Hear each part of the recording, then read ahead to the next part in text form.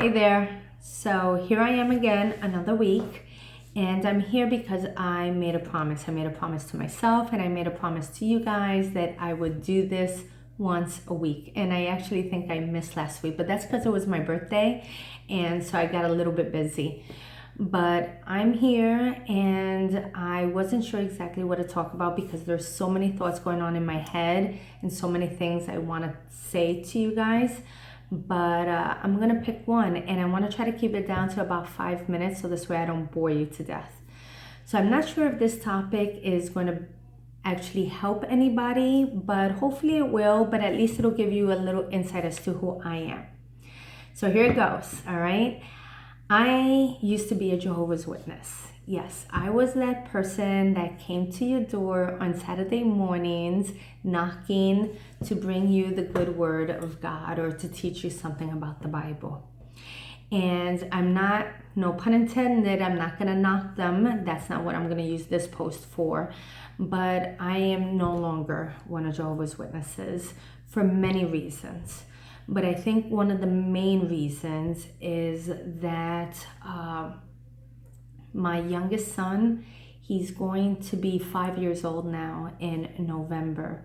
But when I was pregnant with him, I found out that he had a heart defect and called TGA, transposition of the great arteries, which, to dumb it down, it just means that the main two arteries on the heart were supposed to be like this and they were like this. So they had to do a surgery to cut them and then flip them around and reattach them. He was okay while he was in my belly, but the moment he was born and had to breathe on his own, he wouldn't have been able to if they didn't do this repair. Long story short, as a Jehovah's Witnesses, you're not supposed to accept any blood transfusions for yourself, and you're not allowed to allow the medical profession to administer any onto your children. So now here's a dilemma, right? I wanted to save my son's life, but I wasn't supposed to disobey this law, this standard of God. That's what I was taught, right? Anyway, I went against that, and my son's life was first. And there was not going to be a moral dilemma inside of me. I didn't have to second guess that. I was going to save his life first. Did I request a bloodless surgery from the medical team that performed the surgery? Sure. But I knew that blood had to come into play at this point, just because that's what I was warned by from the surgeon. And logic states that a child this new wouldn't have been able to develop enough blood on his own to allow him to survive past the surgery. Anyway, I have my baby, and he's here, and he's playing and laughing, and I get to spend every moment with him. But for the organization of Jehovah's Witnesses, I committed one of the biggest sins. I chose my child over God. I chose my child before obeying the standards of an organization. And I could no longer bear the idea that I had to feel guilty for this, for extending the life of a human being.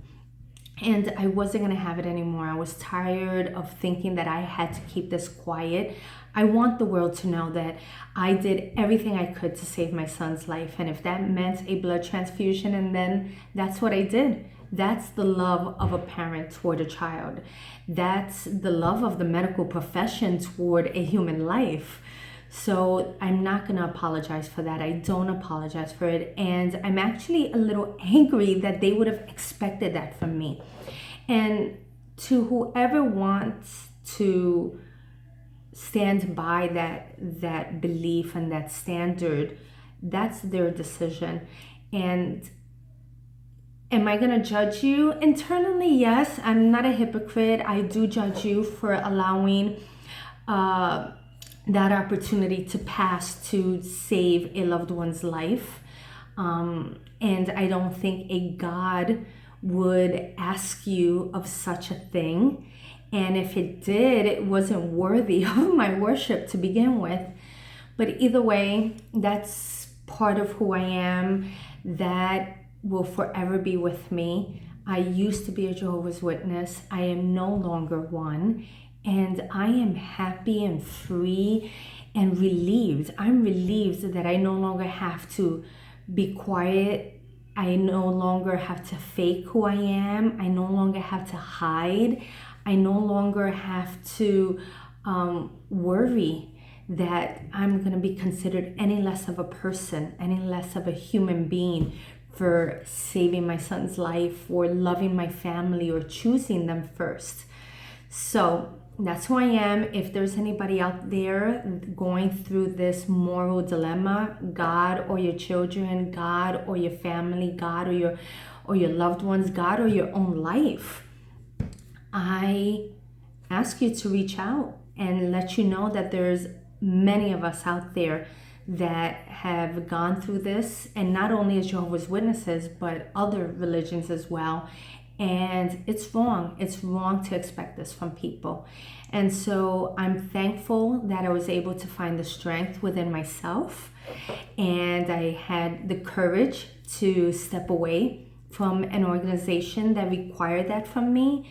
I was able to have the support of some of my family and a lot of my friends. Now, mind you, I did lose family and I have lost a lot of friends. But that's okay, because at the end of the day, it's those who stay with you that matter. And so that's who I am. That's what I came to you with today. If you're going through this, reach out. I'm here for you. We can talk. I can help point you in the right direction if you need, or I can just, be there to listen to you. But yeah, choose you, choose your family, choose your children, choose your loved ones first, and everything else will follow. So I'll pick next week something that hopefully everyone will be interested in. I hope this was okay with all of you. If you liked it, thumbs up. If not, that's fine. You can thumbs me down. That's all good. I'm sure many Jehovah's Witnesses out there will thumb me down, but I'm fine with that. And anyway, have a great night. Again, this is Elkie Lopez from the Pretty Platform, coming to you live from my home office. Bye.